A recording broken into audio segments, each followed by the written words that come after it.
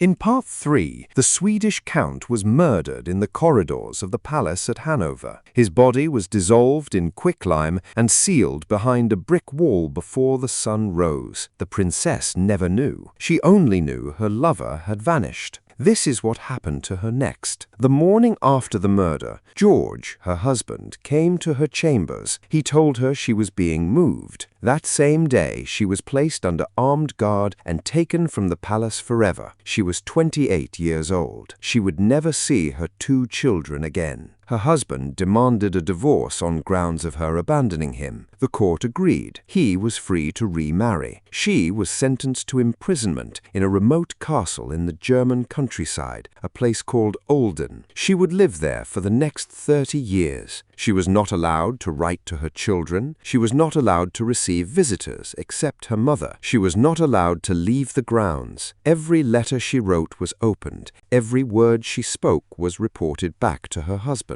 In 1714, 20 years into her imprisonment, her husband sailed to England and was crowned King George I.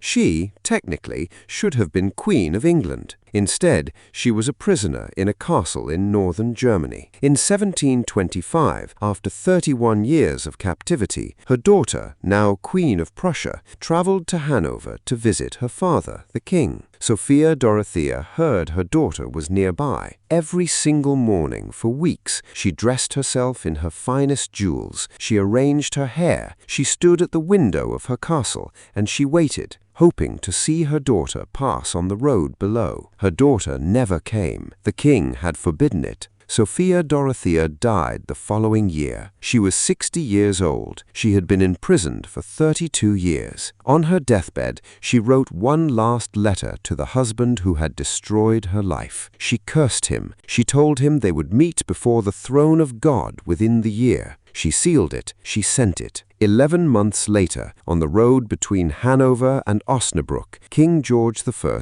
collapsed in his carriage and died. He was buried beside his mother in Germany. Sophia Dorothea was buried in a quiet church in Celle beside her own mother. The bones of Philipp von Königsmarck have never been found. 660 of their letters survived. You can still read them today.